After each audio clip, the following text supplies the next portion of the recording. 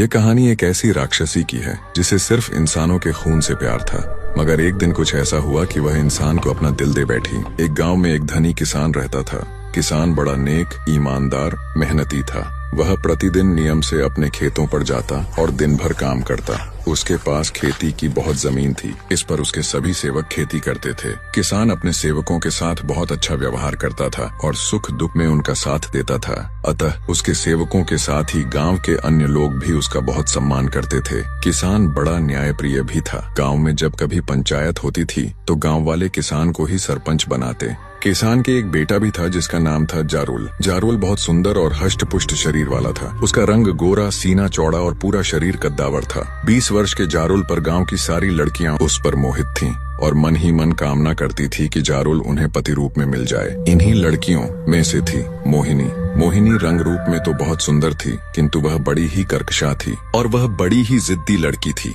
और मन में जो कुछ ठान लेती उसे पूरा करके ही दम लेती थी। मोहिनी कई साल से जारुल पर डोरे डाल रही थी, लेकिन जारुल इतना पत्थर दिल था कि उसने मोहिनी की ओर कभी आंखें उठाकर नहीं देखा। लेकिन मोहिनी तो मोहिनी थी। जारुल गांव की किसी भी लड़की पर ध्यान नहीं देता था। उसे तो एक सुंदर और शीलवान लड़की की तलाश थी जो इस गांव में नहीं थी। जारुल को पूरा विश्वास था कि एक दिन उसकी भेंट उसकी सपनों की रानी से कभी न कभी अवश्य होगी। लेकिन मोहिनी तो जारुल की दीवानी थी। वह किसी तरह जारुल को सिर्फ पा लेना चाहती थी। इसके लिए वह सब कुछ करने को तैयार थी। उसने पहले अपनी आंखों से मादक प्यार छलकाकर जारुल को अपनी ओर आकर्षित करने का प्रयास किया, किंतु जारुल ने उस पर ध्यान नहीं दिया। इसके बाद उसने अपनी सहेलियों से जारुल के पास प्रेम के संदेश भेजे और उससे एकांत में मिलने की इच्छा प्रकट की। जारुल ने मोहिनी की सहेलियों की बातें बड़े ध्यान से सुनी, लेकिन उससे मिलने से साफ इनकार कर दिया। मोहिनी ने जारुल को लुभाने और उसे अपने प्रेम जाल में फंसाने के इसी प्रकार के बहुत से प्रयास किए, किंतु उसके सभी प्रयास असफल रहे। लेकिन एक बार तो मोहिनी ने हद ही पार कर दी। जारुल अपने पिता के खेतों से लौट रहा था। शाम हो चुकी थी और रात का अंधेरा तेजी से बढ़ रहा था। जारुल खेत की पगडंडियों पर चलता हुआ तेजी से अपने गांव की तरफ बढ़ रहा था। उसका गांव अभी कुछ दूर था। अचानक सुनसान रास्ते पर मोहिनी प्रकट हुई और उससे लिपट गई। उस समय उसने भरपूर श्रृंगार किया था और भड़कीले कपड़े पहने थे। जारुल घबरा गया। उसने मोहिनी को अपने शरीर से अलग करने का बहुत प्रयास किया, किंतु मोहिनी थी कि उसे छोड़ ही नहीं रही थी। जारुल उसका एक हाथ अलग करता तो मोहिनी दूसरा हाथ उसकी गर्दन में डाल देती और दूसरा हाथ हटाता तो वह पहले हाथ से उसे जकड़ लेती। मोहिनी की स्थिति पागलों के समान हो रही थी। वह कभी जारुल को चूमने लगती तो कभी उसके शरीर से अपना शरीर रगड़ने लगती। उसकी आंखों से वासना टपक रही थी। जारुल ने जब देखा कि मोहिनी उसे किसी तरह छोड़ने को तैयार नहीं है तो उसने मोहिनी को अपने से अलग किया और उसे दूर करने के लिए एक जोरदार धक्का दिया। जारुल के धक्के से मोहिनी दूर जा गिरी।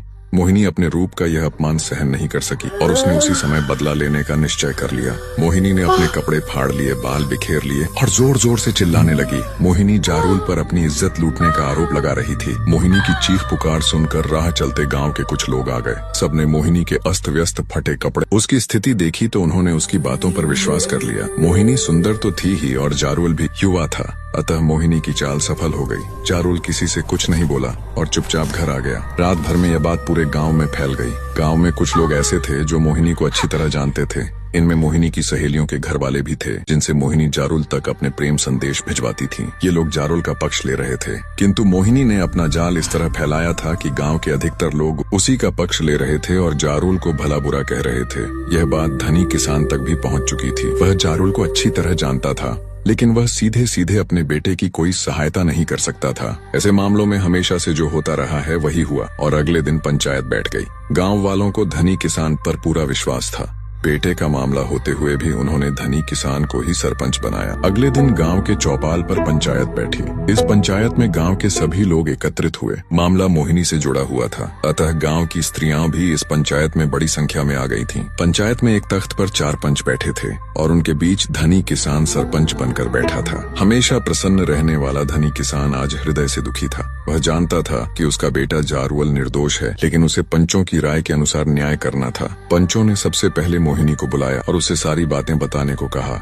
मोहिनी सबसे पीछे बैठी थी। वह अपने स्थान से उठी और पंचों के सामने आकर फफक फफक कर रोने लगी। पंचों ने उसे ढांढस बंधाया और न्याय करने का आश्वासन दिया तथा निडर होकर सच्चाई बयान करने को कहा।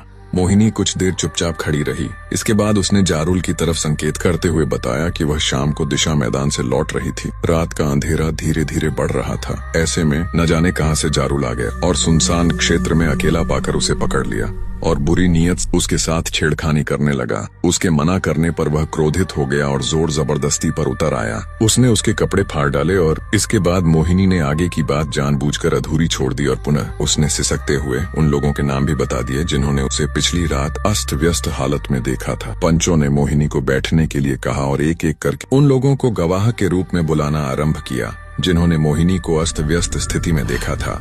पहले गवाह ने बताया कि पिछले दिन जब वह अपने खेत से लौट रहा था तो उसे शाम हो गई थी और रात का अंधेरा बढ़ रहा था। इसी समय उसने देखा कि मोहिनी जमीन पर अस्त व्यस्त स्थिति में पड़ी थी और चीख चीख कर जारुल पर इज्जत लूटने का आरोप लगा रही थी। जारुल वहीं पास ही खड़ा था लेकिन कुछ बोल नहीं रहा था। पहले गवाह के बाद दूसरे, तीसरे और फिर चौथे गवाह को बुलाया गया। सभी के बयान पहले गवाह के समान थे। सभी ने एक ही बात बताई थी कि मोहिनी अस्त व्यस्त स्थिति में जमीन पर पड़ी थी और चीख चीख कर जारुल पर इज्जत लूटने का आरोप लगा रही थी। अंत में जारुल को बुलाया गया। वह अधिक कुछ नहीं बोला।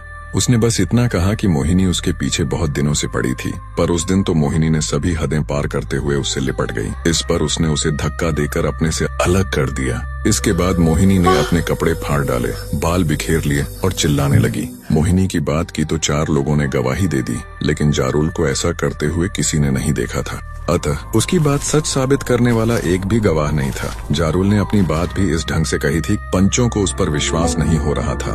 दूसरी तरफ मोहिनी की बातों में पंचों को सच्चाई दिखाई दे रही थी। मोहिनी ने झूठा आरोप लगाकर उसे गांव से निकलवाया था। मोहिनी समझती थी कि उसके आरोप से पंचायत उसका पक्ष लेगी और जारुल से उसका विवाह करवा देगी, लेकिन सब कुछ उलटा हो गया। जारुल उसके साथ ही पूरे गांव को छोड़कर चला गया। जारुल बहुत दुखी था। निरपराध होते हुए उसे गांव से निकाला गया था। वह भूखा प्यासा कई दिन और कई रात चलता रहा। जारुल अपने गांव से दूर, बहुत दूर चला जाना चाहता था। उसे अपने पिता गांव के धनी किसान से भी कोई लगाव नहीं रह गया था। उन्होंने भी उसके साथ न्याय नहीं किया। कई दिन यात्रा करने के बाद जारुल एक सुबह एक नदी के किनारे आ पहुंचा। जंगल के बीच बहने वाली इस नदी के किनारे कई चट्टानें रखी थीं और आसपास बहुत से फलदार वृक्ष लगे थे। जारुल को यह स्थान अच्छा लगा और उसने यहाँ कुछ समय ठहरने का निश्चय किया। उसने आसपास के वृक्षों के फल तोड़कर खाए और नदी का पानी पीकर एक चट्टान पर लेट गया। जारुल बहुत थका हुआ था, अतः लेटते ही उसे नींद आ गई। जारुल कब तक सोता रहा इसका उसे पता ही नहीं चला, लेकिन जब उसकी आंख खुली तो शाम हो चुकी थी और रात का अंधेरा तेजी से बढ़ रहा था। जारुल उठकर बैठ गया। जारुल की नींद खुली तो वह दोनों हाथ उठाकर अपनी थकान दूर करता है। तभी उसकी नजर पास में बैठे सर्प पर पड़ी जो उसे डसने वाला ही था। जारुल पहले तो डर गया, लेकिन फिर उसने बड़े ही फुर्ती के साथ सांप को पकड़ा और उठाकर फेंक दिया। इसके बाद जारुल फिर पेड़ के पास आकर खड़ा हो गया और जोरदार अगड़ाई लेता है। दिन भर सोने के कारण उसकी थकान उतर गई थी और अब वह अपने को तरोताजा अनुभव कर रहा था। जारुल से कुछ दूरी पर खड़ी एक दानवी उसे बड़े ध्यान से देख रही थी। दानवी का शरीर एक बड़े वृक्ष जैसा था और वह बहुत कुरूप थी। उसका पति एक लंबे समय के लिए बाहर गया हुआ था। उस दानवी को एक पुरुष की तलाश थी। ऐसे में जारुल को देखकर उसकी आंखों में चमक आ गई। दानवी बहुत बुद्धिमान थी। वह बहुत अच्छी तरह जानती थी कि एक कुरूप और विशालकाय दानवी को कोई प्यार नहीं करेगा। यह भी संभव था कि उसका रूप और विशाल आकार देखकर सामने वाला पुरुष भयभीत हो जाए और भय से उसके प्राण निकल जाएं। दानवी ने इस विषय में बहुत सोचा। अचानक उसके दिमाग में एक योजना आ गई। दानवी ने अपनी दानवी शक्ति से अपना रूप बदला और 16 वर्ष की सुंदर, रूपवान, गोरी और इकहरे शरीर वाली युवती बन गई। इस समय उसे जो भी देख लेता उस पर मोहित हो जाता। इसके साथ ही दानवी ने अपनी शक्ति से एक तेंदुआ उत्पन्न किया और बचाओ बचाओ चीखने लगी। जारुल अभी उठकर बैठा ही था कि उसके कानों से किसी युवती की बचाओ बचाओ की कातर आवाज टकराई। जारुल खड़ा हो गया। उसने अपने चारों ओर सावधान होकर दृष्टि दौड़ाई। जारुल ने जो कुछ देखा तो देखता ही रह गया। उसे कुछ दूरी पर एक अनिंद्य सुंदरी भयभीत खड़ी थी और एक कद्दावर तेंदुआ उस पर हमला करने जा रहा था। जारुल ताकतवर और साहसी था। उसने पल भर में तेंदुए से टकराने का निर्णय ले लिया और दौड़कर तेंदुए से जा भिड़ा। तेंदुआ बड़ा चालाक और ताकतवर था। वह जारुल पर पंजे मारने और उसका गला अपने मुंह में भरने का प्रयास कर रहा था और जारुल बड़ी फुर्ती से उसके वार बचा रहा था। दोनों में बहुत देर तक लड़ाई चलती रही। दानवी दूर खड़ी जारुल की बहादुरी देख रही थी। जारुल और तेंदुए को लड़ते लड़ते कई घंटे हो गए, लेकिन कोई भी अपनी हार मानने के लिए तैयार नहीं था।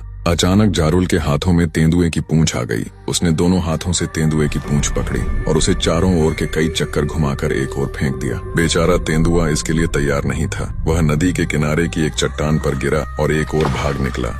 तेंदुए के जाने के बाद जारुल ने दानवी की ओर देखा तो देखता ही रह गया। दानवी उसे स्वर्ग की अप्सरा के समान सुंदर लगी। वह सवांग सुंदरी थी और जारुल को प्यार भरी नजरों से देख रही थी। अचानक दानवी ने आगे बढ़कर जारुल से कुछ खाने पीने को आग्रह किया। जारुल ने मुस्कुराते हुए सिर हिलाकर अपनी स्वीकृति दे दी।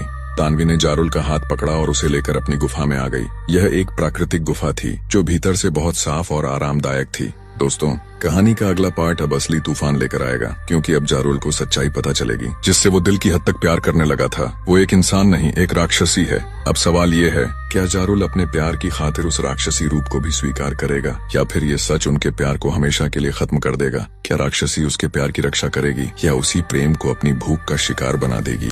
इन सवालों का जवाब मिलेगा पार्ट 2 में, जहाँ कहानी अपने सबसे भयानक और सबसे रोमांचक क्लाइमैक्स पर पहुँचेगी। इस कहानी का अगला पार्ट मिस मत करना।